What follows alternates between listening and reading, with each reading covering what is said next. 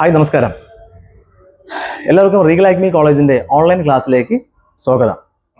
നമ്മൾ ഇന്ന് പഠിക്കാൻ വേണ്ടി പോകുന്നത് NIOS national institute of open സ്കൂളിങ്ങിലെ ഹ്യൂമാനിറ്റീസ് ഗ്രൂപ്പ് എടുത്ത് പഠിക്കുന്ന കുട്ടികളുടെ മെയിൻ സബ്ജക്റ്റായ എക്കണോമിക്സിലെ 18ാമത്തെ ചാപ്റ്റർ കോസ്റ്റ് ഓഫ് പ്രൊഡക്ഷൻ എന്നൊരു ടോപ്പിക്കാണ് നമ്മൾ ഇന്ന് പഠിക്കാനായി പോകുന്നത്. നമുക്ക് ജസ്റ്റ് ഒന്ന് ഡിസ്കസ് ചെയ്യാം. കുറച്ച് ടോപ്പിക് ഏരിയ മാത്രമാണ് ഈ ക്ലാസ്സിൽ നമ്മൾ കവർ ചെയ്യാൻ വേണ്ടി ഉദ്ദേശിക്കുന്നത്. നിങ്ങൾക്ക് കുറച്ച് പഠിക്കാനും എളുപ്പമായിരിക്കും. എന്ത് ഡൗട്ട്സ് ഉണ്ടെങ്കിലും നിങ്ങൾ കമൻറ്റ് രൂപത്തിൽ ഇതിലേക്ക് നിങ്ങൾ കമൻ്റ് ആയിട്ട് ഇട്ടേക്കുക. അതായത് കൺസേൺ ആയിട്ടുള്ള അധ്യാപകർ അതിന് റിപ്ലൈ തരുന്നതായിരിക്കും. ഓക്കെ, നമ്മൾ ക്ലാസ്സിലോട്ട് പോവാം. Cost of production. ഓക്കെ, എന്താണ് ഈ കോസ്റ്റ് ഓഫ് പ്രൊഡക്ഷൻ? പ്രൊഡക്ഷൻ ഉണ്ടാകുന്ന ചെലവ് അല്ലേ? അതിനു മുന്നേ നമുക്ക് ഒരു കാര്യം നമുക്ക് മനസ്സിലാക്കണം. എന്താണ് കോസ്റ്റ്, എന്താണ് പ്രൈസ് അല്ലേ? കോസ്റ്റ്, പ്രൈസ് എന്തെങ്കിലും വ്യത്യാസം ഉണ്ടെങ്കിൽ എങ്ങനെയാണ് ഇത് വ്യത്യസ്തമായിരിക്കുന്നത് എന്നുള്ളത് നമുക്ക് ജസ്റ്റ് ഈ ക്ലാസ്സിൽ ഒന്ന് ഡിസ്കസ് ചെയ്യാം. ജസ്റ്റ് ഒരു ഇൻട്രോ പോലെ നമുക്ക് അതെടുത്തിട്ട് ബാക്കി ടോപ്പിക്കിലോട്ട് പോവാം. ആക്ച്വലി കോസ്റ്റ് എന്ന് പറഞ്ഞാൽ വളരെ സിംപ്ലിഫൈ ചെയ്ത് പറയാൻ വേണ്ടി സാധിച്ചു കഴിഞ്ഞാൽ, കോസ്റ്റ് എന്ന് വെച്ച് കഴിഞ്ഞാൽ ഒരു പ്രോഡക്റ്റ് നമ്മൾ ഉണ്ടാക്കാൻ വേണ്ടി അല്ലെങ്കിൽ ഒരു പ്രോഡക്റ്റ് മാനുഫാക്ചർ ഒരു പ്രോഡക്റ്റ് പ്രൊഡക്ഷനിലോട്ട് പോകുമ്പോൾ അവർക്ക് ആ ഒരു പ്രോഡക്റ്റ് പ്രൊഡ്യൂസ് ചെയ്യണമെങ്കിൽ ഒത്തിരി കാര്യങ്ങൾ അവർക്ക് ആവശ്യമായിട്ട് വരുന്നുണ്ടാവും അല്ലേ? മെയിനായിട്ടും അവർക്ക് ഒരു ബിൽഡിംഗ് ആവശ്യമാണ്, അതോടൊപ്പം മെഷീനറീസ് ആവശ്യമാണ്, ക്യാപിറ്റൽ ആവശ്യമാണ്, ദെൻ ലേബേഴ്സ് ആവശ്യമാണ് അല്ലേ? ഇങ്ങനെയുള്ള കുറേ ആവശ്യങ്ങൾ ഒരു മാനുഫാക്ചറിങ് യൂണിറ്റ്സിന് ഫേസ് ചെയ്യേണ്ടതായിട്ട് വരും. അതിൻ്റെ ഓണറിന് അല്ലെങ്കിൽ പ്രൊഡ്യൂസറിന് ആവശ്യമായിട്ട് വരുന്നുണ്ടാവും. അപ്പോൾ ഇതെല്ലാം ഇവർക്കെല്ലാവർക്കും നോർമലി നമുക്ക് ലാൻഡ് ആണെങ്കിൽ എന്ത് ചെയ്യണം? നമുക്കത് പർച്ചേസ് ചെയ്തിട്ടുണ്ടെങ്കിൽ നമ്മൾ അത് പൈസ കൊടുത്ത് മേടിക്കണം. ദെൻ മെഷീനറീസ് ഉറപ്പായിട്ട് നമ്മൾ പർച്ചേസ് ചെയ്യണം. അല്ല നമുക്ക് സ്വന്തം ലാൻഡ് അല്ല, നമ്മൾ റെന്റിനാണെങ്കിൽ എടുത്തിട്ടുണ്ടെങ്കിൽ ഉറപ്പായിട്ട് നമ്മൾ റെന്റ് കൊടുക്കണം അല്ലേ? നിൽക്കുന്ന സ്റ്റാഫുകൾക്ക് നമ്മൾ അതിനെ കാറ്റഗറൈസ് ചെയ്തിട്ട് കൃത്യമായിട്ട് അവർക്ക് നമുക്ക് സാലറി കൊടുക്കണം അല്ലേ? അപ്പോൾ ഇങ്ങനെ ദെൻ മാർക്കറ്റിംഗ് എക്സ്പെൻസ് ഉണ്ട്, അങ്ങനെ പലതരം ട്രാൻസ്പോർട്ടേഷൻ എക്സ്പെൻസ് ഉണ്ടാവും. ഇതെല്ലാം അടങ്ങുന്നത് കോസ്റ്റിലാണ് പെടുന്നത് അല്ലേ? നമ്മളൊരു പ്രോഡക്റ്റ് തന്നെ മേടിക്കുമ്പോൾ നമുക്ക് അതിനകത്ത് നെറ്റ് കോസ്റ്റ് എന്നല്ല അതിനകത്ത് കാണിച്ചിട്ടുണ്ടാവുക, നെറ്റ് പ്രോഫിറ്റ് എന്നുള്ളതാണ്. അപ്പോൾ നമുക്ക് ആ ആക്ച്വൽ കോസ്റ്റിന്റെ കൂടി എല്ലാ സ്ഥാപനവും എന്ത് ചെയ്യുന്നു, അല്ലെങ്കിൽ പ്രൊഡ്യൂസർ എന്ത് ചെയ്യുന്നുണ്ടാവും? ഒരു നിശ്ചിത എമൗണ്ട് പ്രോഫിറ്റ് ആഡ് ചെയ്തിട്ടുണ്ടാവും. അപ്പോൾ ഈ പ്രോഫിറ്റ് ആഡ് ചെയ്തിട്ട് പ്ലസ് പ്രോഫിറ്റ് ആണ് cost plus profit equal price. Clear? കുറച്ച് സിംപ്ലിഫൈ ചെയ്ത് മനസ്സിലാക്കി നമുക്ക് നോക്കാം. അപ്പോൾ ഇതാണ് കോസ്റ്റ്, പ്രൈസ്. അപ്പോൾ ഏകദേശം നിങ്ങൾക്ക് മനസ്സിലായിട്ടുണ്ടാവും കോസ്റ്റ് എന്ന് പറഞ്ഞു കഴിഞ്ഞാൽ എന്താണെന്നുള്ളത്. ഓക്കെ, ലാഭം ഇല്ലാണ്ട് ആക്ച്വൽ ആയിട്ടുണ്ടാവുന്ന എക്സ്പെൻസ് ആണ് എന്ത് കോസ്റ്റ് ആയിട്ട് വരുന്നത്. ശരി, അപ്പോൾ നമുക്ക് ഇതിനകത്ത് ഒരു ഇൻട്രൊഡക്ഷൻ നമുക്ക് നോക്കാം. കോസ്റ്റ് ഓഫ് പ്രൊഡക്ഷനിൽ cost is defined as the expenditure incurred by a firm or producer to purchase or hire factors of production in order to produce a product അല്ലേ? Very clear. ജസ്റ്റ് 3-4 ലൈൻസിനകത്ത് അത് കഴിഞ്ഞു. എന്താണ് ഇതിനൊരു introduction പോലെ കൊടുക്കാൻ വേണ്ടി പറ്റുക എന്ന് പറഞ്ഞു കഴിഞ്ഞാൽ, എന്താണ് ഒരു സ്ഥാപനത്തിനോ അല്ലെങ്കിൽ ഒരു പ്രൊഡ്യൂസറിനോ ഒരു പ്രോഡക്റ്റ് ഉണ്ടാക്കാൻ വേണ്ടി അയാൾക്ക് ചെലവാകുന്ന കുറച്ച് അവർക്കുണ്ടാകുന്ന കുറച്ച് എക്സ്പെൻസ്. ഓക്കെ, ഇതിനെയാണ് കോസ്റ്റ് എന്ന് പറയുന്നത്. എന്തിനു വേണ്ടിയാ? ഒരു പ്രോഡക്റ്റ് ഉണ്ടാക്കുന്നതിലേക്ക് വേണ്ടി ഇറങ്ങുമ്പോൾ ഒരു ഫേമിനോ ഒരു പ്രൊഡ്യൂസറിനോ അയാളുടെ കയ്യിൽ നിന്ന് ഇറങ്ങുന്ന കുറച്ച് ചെലവ്, ഇതിനെ നമുക്ക് കോസ്റ്റ് എന്ന് പറയാൻ സാധിക്കും. ഓക്കെ, NIOSന്റെ പ്രത്യേകത എന്താണ്? നമുക്ക് മലയാളത്തിൽ വേണമെങ്കിലും ആൻസർ ചെയ്യാൻ വേണ്ടി സാധിക്കും. മിനിമം 10 പേപ്പറെങ്കിലും എഴുതി കഴിഞ്ഞാൽ കൃത്യമായിട്ട് എന്ത് ചെയ്യുന്നുണ്ടാവും? ആ വിഷയം സബ്ജക്റ്റിൽ പാസ്സാവാൻ പറ്റും, ഉറപ്പ്. ഓക്കെ, അപ്പോൾ എന്തെങ്കിലും അറിയാമെങ്കിൽ എന്ത് ചെയ്യാൻ വേണ്ടി പറ്റും? ഒത്തിരി എഴുതാൻ വേണ്ടി പറ്റും. അപ്പോൾ ഈ കോസ്റ്റ് ഓഫ് പ്രൊഡക്ഷൻ്റെ ഡെഫിനേഷൻ നമുക്ക് വന്നു കഴിഞ്ഞാൽ എന്താണ് കോസ്റ്റ് ഓഫ് പ്രൊഡക്ഷൻ എന്ന് പറഞ്ഞാൽ നമുക്ക് കൃത്യമായിട്ട് എഴുതാൻ വേണ്ടി സാധിക്കണം ഈ ഒരു ആശയം. ക്ലിയർ? ദെൻ 2 ടൈപ്പായിട്ട് എന്ത് ചെയ്യുന്നു? ഈ കോസ്റ്റ് ഓഫ് പ്രൊഡക്ഷനെ ഡിവൈഡ് ചെയ്തിട്ടുണ്ട്. Then first one explicit cost എന്നും ഇംപ്ലിസിറ്റ് കോസ്റ്റ് എന്നും. ക്ലിയർ? അപ്പോൾ ഒന്നുമില്ല, ജസ്റ്റ് ഇതിനെ ഒന്ന് കാറ്റഗറൈസ് ചെയ്തിരിക്കണമെന്നേ ഉള്ളൂ. എക്സ്പ്ലിസിറ്റ് കോസ്റ്റ് എന്നും ഇംപ്ലിസിറ്റ് കോസ്റ്റ് എന്നും. ഓക്കെ, അപ്പോൾ എന്താണ് എക്സ്പ്ലിസിറ്റ് കോസ്റ്റ്? എക്സ്പ്ലിസിറ്റ് കോസ്റ്റ് ഞാൻ ജസ്റ്റ് ഒന്ന് അതിൻ്റെ 2-3 ലൈൻസ് ഒന്ന് വായിക്കാം. A firm purchases the services of assets like buildings, machines, etc. It pays hiring charges for building. Okay, then monthly term as rent. Okay, ആ ഒരു rent എന്നുള്ളൊരു expense വരുന്നുണ്ട്. Then if employee workers, accountant, managers etcetera, ഇവർക്ക് നമ്മൾ എന്ത് കൊടുക്കണം? Payment, അവർക്ക് salary കൊടുക്കണം. ഓക്കെ, അത് ഒരു type of expense. Then wages and salary to employees, അവർ സാലറി കൃത്യമായിട്ട് അവർക്ക് കൊടുക്കണം, അങ്ങനെ ഒരു expense. Then borrow money and pay interest on it. Suppose നമ്മൾ ഈ ഒരു മാനുഫാക്ചറിങ്ങിന് വേണ്ടി ഈ സാധനം പ്രൊഡ്യൂസ് ചെയ്യാൻ വേണ്ടി നമ്മൾ കാശ് ഉണ്ടായിരുന്നില്ല, നമ്മൾ വേറൊരു സ്ഥലത്ത് നിന്ന് നമ്മൾ അല്ലെങ്കിൽ ലോൺ എടുക്കുകയോ എന്തെങ്കിലും ചെയ്തിട്ടുണ്ടെങ്കിൽ അതിൻ്റെ നമ്മൾ എന്ത് ചെയ്യണം? ഇൻട്രസ്റ്റ് പേ ചെയ്യണം. എഗെയിൻ അതും കോസ്റ്റ് ആണ്. Then it purchases raw materials, pay electricity bills, water bill etcetera, again cost ആണ് അല്ലേ? അതായത് നമ്മൾ റോ മെറ്റീരിയൽസ് മേടിക്കുന്നു, സാധനം നമ്മൾ മാനുഫാക്ചർ ചെയ്യാൻ വേണ്ടി പോകുമ്പോൾ കൃത്യമായിട്ട് അതിന് വേണ്ടിയുള്ള അസംസ്കൃതമായിട്ടുള്ള വസ്തുക്കൾ കൃത്യമായിട്ട് നമ്മൾ എന്ത് ചെയ്തേ പറ്റൂ? നമ്മൾ കണ്ടെത്തിയേ തീരൂ. അപ്പോൾ അതിനൊരു ചിലവുണ്ടാവും. ദെൻ ഇലക്ട്രിസിറ്റി ഒഴിച്ചുകൂടാൻ പറ്റാത്തതാണ്, കൊടുത്തേ പറ്റൂ. വാട്ടർ ബിൽ കൃത്യമായി കൊടുത്തേ പറ്റൂ അല്ലേ? അപ്പോൾ ഇത് എല്ലാം വരുന്നത് ഏതിലാണ്? എക്സ്പ്ലിസിറ്റ് കോസ്റ്റ് ആണ്. അപ്പോൾ എക്സ്പ്ലിസിറ്റ് കോസ്റ്റ് എന്ന് വെച്ചാൽ എന്താണ്?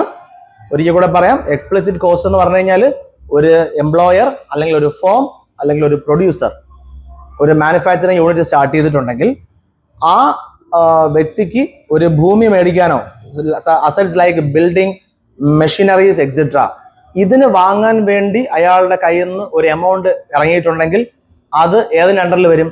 എക്സ്പ്ലിസിറ്റ് കോസ്റ്റ് ആണ്. ഓക്കെ, അപ്പോൾ ലാൻഡ് പർച്ചേസ് ചെയ്യുക, ദെൻ ബിൽഡിംഗ് വയ്ക്കുക, ദെൻ മെഷീൻസ് മേടിക്കുക, ഇതെല്ലാം കംസ് അണ്ടർ എക്സ്പ്ലിസിറ്റ് കോസ്റ്റ് എന്നാണ്. ദെൻ സെയിം ടൈം നമുക്ക് ബിൽഡിംഗ് ഇല്ല അല്ലെങ്കിൽ നമുക്ക് ലാൻഡ് ഇല്ല, നമ്മൾ എന്ത് ചെയ്യുന്നു? നമ്മൾ റെന്റിന് ഒരു സ്ഥലത്ത് നിന്ന് നമ്മളൊരു സ്ഥലം എടുത്ത് നമ്മൾ വർക്ക് ചെയ്യുവാണെങ്കിൽ ഉറപ്പായിട്ട് നമ്മൾ എന്ത് ചെയ്തേ പറ്റൂ? ആ സ്ഥലത്തിന് റെന്റ് കൊടുത്തേ പറ്റൂ അല്ലേ? ആ റെന്റ് കൊടുക്കുന്ന ആ ഒരു കോസ്റ്റും ഏതിൻ്റെ അണ്ടറിൽ വരുന്നു? എക്സ്പ്ലിസിറ്റ് കോസ്റ്റിന്റെ അണ്ടറിൽ വരുന്നു. ക്ലിയർ? നെക്സ്റ്റ് വൺ, എംപ്ലോയീസിന് സാലറി കൊടുക്കുന്നു അല്ലേ? ദെൻ പാർട്ട് ടൈം എംപ്ലോയീസിന് അല്ലാണ്ട് നമ്മൾ എമൗണ്ട് കൊടുക്കുന്നു. ഇതെല്ലാം ഏതിൻ്റെ അണ്ടറിൽ വരുന്നു? എഗെയിൻ എക്സ്പ്ലിസിറ്റ് കോസ്റ്റിനകത്ത് വരുന്നു. ദെൻ നമ്മൾ എമൗണ്ട് എടുത്തിരിക്കണ എമൗണ്ട് നമ്മൾ പലിശ കൊടുക്കുന്നു, എഗെയിൻ എക്സ്പ്ലിസിറ്റ് കോസ്റ്റ് ആണ്. ദെൻ റോ മെറ്റീരിയലിന്റെ കോസ്റ്റ്, ദെൻ ബാക്കിയല്ല വാട്ടർ ബിൽ, ഇതെല്ലാം കംസ് അണ്ടർ ഏതിൽ വരുന്നു? Explicit cost. ക്ലിയർ? അത് മനസ്സിലായിട്ടുണ്ടാവുമായിരിക്കും. കോസ്റ്റ് ഓഫ് പ്രൊഡക്ഷൻ മനസ്സിലായി. ദെൻ രണ്ട് രീതിയിൽ കോസ്റ്റ് ഉണ്ടെന്ന് പറഞ്ഞു, എക്സ്പ്ലിസിറ്റ് കോസ്റ്റ് എന്നും ഇംപ്ലിസിറ്റ് കോസ്റ്റ് എന്നും പറഞ്ഞു. അതിനകത്ത് എക്സ്പ്ലിസിറ്റ് കോസ്റ്റ് എന്ന് പറഞ്ഞു കഴിഞ്ഞാൽ ഒരു സ്ഥാപനം സ്റ്റാർട്ട് ചെയ്യുന്നതിന് മുന്നേ അയാളുടെ കയ്യിൽ സ്റ്റാർട്ട് ചെയ്യുമ്പോൾ അയാൾക്ക് ഉണ്ടാവുന്ന കുറച്ച് എക്സ്പെൻസസ് അല്ലേ? മെയിനായിട്ടും ബിൽഡിങ്ങിന്റെ expense, then machineries, land explicit cost ആണ്. ദെൻ ഒരു വാടകയ്ക്കാണ് നമ്മൾ സ്പേസ് എടുത്തിട്ടുണ്ടെങ്കിൽ അതിന്റെ റെന്റ് എക്സ്പ്ലിസിറ്റ് കോസ്റ്റ് ആണ്. ദെൻ സ്റ്റാഫുകൾ കൊടുക്കുന്ന സാലറി എക്സ്പ്ലിസിറ്റ് കോസ്റ്റ് ആണ്. സെയിം ടൈം നമ്മൾ ലോണോ അല്ലെങ്കിൽ ആൾക്കാരെ ഒന്ന് എന്തെങ്കിലും പലിശയ്ക്കോ എന്തെങ്കിലും എടുത്തിട്ടുണ്ടെങ്കിൽ അയാൾ കൊടുക്കുന്ന ഇൻട്രസ്റ്റ് എക്സ്പ്ലിസിറ്റ് കോസ്റ്റ് ആണ്. റോ മെറ്റീരിയൽസ് മേടിക്കുന്നത് എക്സ്പ്ലിസിറ്റ് ആണ്. ദെൻ ഇലക്ട്രിസിറ്റി, വാട്ടർ എല്ലാം വരുന്നത് ഏതിലാ? എക്സ്പ്ലിസിറ്റ് ആണ്. ഏകദേശം ക്ലിയർ ആയി തോന്നുന്നുണ്ട്. Okay, then next one, implicit cost. Implicit cost എന്തായിരിക്കും ഈ ഇംപ്ലിസിറ്റ് കോസ്റ്റ്? ഇംപ്ലിസിറ്റ് കോസ്റ്റ് എന്ന് പറഞ്ഞു കഴിഞ്ഞാൽ സിമ്പിൾ ആണ്. അതായത് സാധാരണ സംഭവിക്കുന്നത് ഒരു ഓൺട്രപ്രണേഴ്സിനായിരിക്കും ഈ ഇംപ്ലിസിറ്റ് കോസ്റ്റ് ഉണ്ടാവുന്നത്. എന്താന്ന് വെച്ച് കഴിഞ്ഞാൽ ചിലപ്പോൾ അയാളുടെ തന്നെ ഓൺ ബിൽഡിംഗ് ആയിരിക്കാം. ആ ഓൺ ബിൽഡിങ്ങിനകത്ത് ആയിരിക്കാമെന്നല്ല, ഓൺ ബിൽഡിങ്ങിൽ ആള് ഒരു ബിസിനസ് സ്റ്റാർട്ട് ചെയ്യുന്നുണ്ടെങ്കിൽ അയാൾ തന്നെ മേജർ വർക്കും ചെയ്യുന്നുണ്ടെങ്കിൽ മെയിനായിട്ടും എന്താണ്, ആള് ബിസിനസ്സിന് വേണ്ടി അയാളുടെ സ്ഥലം തന്നെ എന്ത് ചെയ്യുന്നു, അതിനുവേണ്ടി ഉപയോഗിക്കുകയാണ്. ആ സമയത്ത് അയാൾക്കുണ്ടായ കോസ്റ്റ് അല്ലേ, വേണമെങ്കിൽ നമുക്ക് ഒരു നിശ്ചിത എമൗണ്ട് നമ്മുടെ ബിൽഡിങ്ങിനും ലാൻഡിനും ഇത്ര രൂപ ആയി എന്ന് പറഞ്ഞിട്ട് നമുക്കൊരു ഫൈനൽ പ്രൈസ് വേണം നിശ്ചയിക്കാൻ പറ്റും നമ്മൾ പ്രൊഡ്യൂസ് ചെയ്യുന്ന ആ ഒരു പ്രോഡക്റ്റിന്. ശരിയല്ലേ? അപ്പോൾ അതൊന്ന്. രണ്ടാമത്, ആ ഒരു ഓൺട്രപ്രണർ തന്നെ ഒരു മേജർ പാർട്ടും അയാൾ ജോലി ചെയ്യുന്നുണ്ടെങ്കിൽ ഉറപ്പായിട്ട് അയാൾ കമ്പനിയിൽ നിന്ന് സാലറി എഴുതിയെടുത്തില്ല എങ്കിലും നോർമലി ആ ഒരു എക്സ്പെൻസ് അവിടെ ഉണ്ട്, ഒരു കോസ്റ്റ് അവിടെ ഉണ്ട് അല്ലേ? അപ്പോൾ ആ കോസ്റ്റും കണക്കാക്കിയേ പറ്റൂ. സപ്പോസ് ഇപ്പോൾ നമ്മളൊരു സ്ഥാപനത്തിൽ വർക്ക് ചെയ്യുമ്പോൾ നമ്മുടെ സ്ഥാപനം നമുക്ക് വേറെ സ്റ്റാഫുകൾ ഉണ്ടാവുമായിരിക്കാം. സെയിം ടൈം നമ്മളും കൂടെ എന്ത് ചെയ്യുന്നു, 2 പേരുടെ പണി നമ്മൾ ചെയ്യുമായിരിക്കാം. അപ്പോൾ അങ്ങനത്തെ സാഹചര്യങ്ങളിൽ നമ്മൾ എന്ത് ചെയ്യുന്നുണ്ടാവും, ഒരു ലാസ്റ്റ് നമ്മളൊരു കോസ്റ്റ് നോക്കുന്ന സമയത്ത് കൃത്യമായിട്ടും നമ്മൾക്കും വർക്ക് നമ്മൾ അല്ലാണ്ട് വേറൊരാൾക്ക് വേണ്ടി വർക്ക് ചെയ്തിട്ടുണ്ടെങ്കിൽ നമുക്ക് ഇത്ര രൂപ കിട്ടുമായിരുന്നു എന്ന് നമുക്കൊരു ധാരണയുണ്ട്. അപ്പോൾ ആ ഒരു കോസ്റ്റ് നമ്മൾ ഉറപ്പായിട്ട് എന്ത് ചെയ്തേ പറ്റൂ, കാണിച്ചേ പറ്റൂ. ഈ ഒരു സംഭവം ഏതിൽ വരുന്നു? ഇംപ്ലിസിറ്റ് കോസ്റ്റിനകത്ത് നമുക്ക് പറയാൻ സാധിക്കും. Okay, implicit cost. ഓക്കെ, ഇങ്ങനെയാണ് പറയണത്. Many time we find that all inputs are not always bought or hired by the producer from the market. അല്ലെ, സാധാരണ എല്ലാ ഇൻപുട്സും നമ്മൾ പുറമേ നിന്ന് വാങ്ങുന്നതല്ല, അല്ലേ, നമ്മളുടെ തന്നെ നമ്മൾ എന്ത് ചെയ്യുന്നു, നമ്മൾ ഉപയോഗിക്കുന്നുണ്ട്. അതിനുണ്ടാകുന്ന നമ്മളൊരു ചെലവ് കണക്കാക്കണം. അതാണ് എന്താണ് ഇംപ്ലിസിറ്റ് കോസ്റ്റ് എന്ന് വരുന്നത്. Clear? Then some of the inputs are provided by the entrepreneurs or producer himself. കൃത്യമായിട്ട് അയാൾ തന്നെ എന്ത് ചെയ്യുന്നു, അയാൾ തന്നെ അതിൽ വേണ്ടി നിൽക്കുന്നു.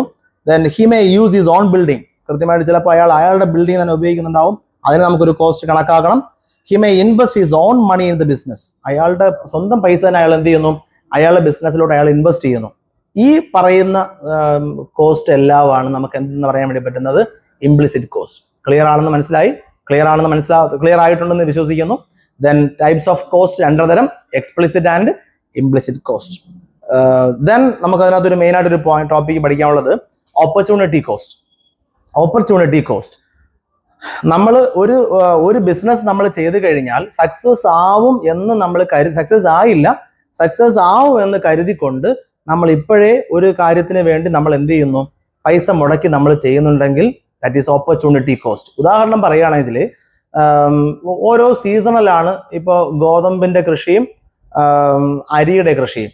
ഓക്കെ, അപ്പോൾ കർഷകന്റെ കാഴ്ചപ്പാടിൽ സപ്പോസ് ഒരു പർട്ടിക്കുലർ മന്ത് ഗോതമ്പിനെ വിളവെടുക്കാൻ അല്ലെങ്കിൽ ഗോതമ്പ് വളർത്താൻ പറ്റിയ മാസമാണെന്ന് തോന്നിക്കഴിഞ്ഞാൽ അയാൾ എന്ത് ചെയ്യും, ഒരു ഏകദേശം 3-4 മന്ത്സിലേക്ക് മുന്നേ തന്നെ അയാൾ എന്ത് ചെയ്യുന്നു, ഒരു എക്സ്പെൻസ് അയാൾ ഒരു ആവശ്യത്തിലേക്ക് വേണ്ടി എന്ത് ചെയ്യുന്നു, അയാൾ മുടക്കുക. എന്തിനു വേണ്ടിയാ? അയാൾക്കറിയാം ഒരു 3 മാസം കഴിഞ്ഞതിന് ശേഷം ഈ വിളവെടുക്കാൻ സാധിക്കും. ആ വിളവെടുത്ത് എന്ത് ചെയ്യാൻ വേണ്ടി പറ്റും, നമുക്ക് മാർക്കറ്റിൽ വിറ്റ് അതിന്റെ പ്രോഫിറ്റ് ഉണ്ടാക്കാൻ വേണ്ടി പറ്റും എന്ന പ്രതീക്ഷയോടുകൂടി നമ്മളൊരു സാധനത്തെ നമ്മളൊരു കുറച്ച് എമൗണ്ട് മുടക്കി ഒരു കാര്യങ്ങൾ ചെയ്യുകയാണെങ്കിൽ ആ ഉണ്ടാകുന്ന ചെലവിനെയാണ് എന്ത് ചെയ്യുന്നു പറയുന്നത് ഓപ്പർച്യൂണിറ്റി കോസ്റ്റ് എന്ന് പറയുന്നത്. ക്ലിയർ? ഏകദേശം വ്യക്തമാണെന്ന് തോന്നുന്നു. ജസ്റ്റ് പറയാം, what does this means? Opportunity cost എന്താ അർത്ഥമാക്കുന്നത്? It is A common practice that a person makes a list of several activities before adopting a particular one to pursue. Okay, similarly, in production, a producer leaves some alternatives before finally choosing to produce the particular outputs.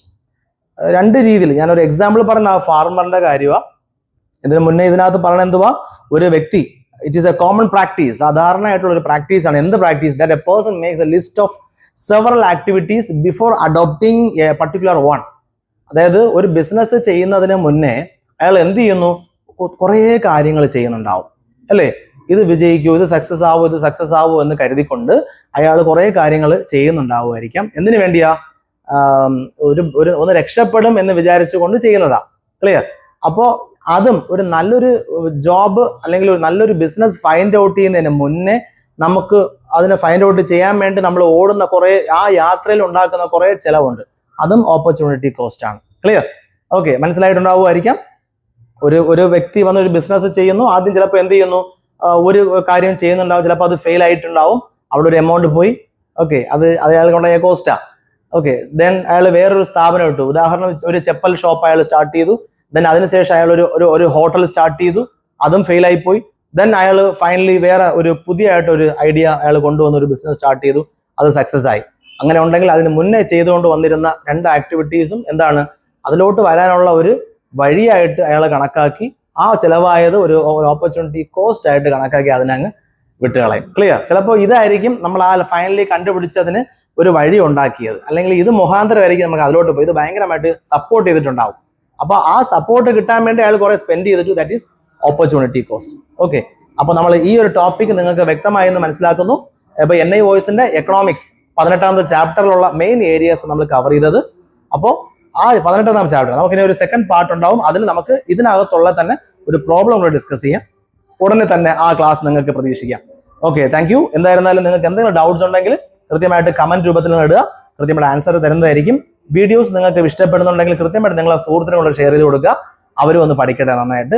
Easy ആയിട്ട് നമുക്ക് വിജയിക്കാൻ പറ്റുന്ന ഒരു open schooling സെറ്റപ്പാണ് NI OS. അപ്പോൾ അത് maximum എന്ത് ചെയ്യുക, അതിനകത്ത് വന്ന് വീണ്ടും പരാജയപ്പെട്ട് പോകാതിരിക്കാൻ നിങ്ങൾക്ക് ഈ വീഡിയോ സഹായിക്കട്ടെ. എനിവേ നമുക്ക് എന്തായാലും നെക്സ്റ്റ് വീഡിയോ നമുക്ക് വീണ്ടും കാണാം. താങ്ക്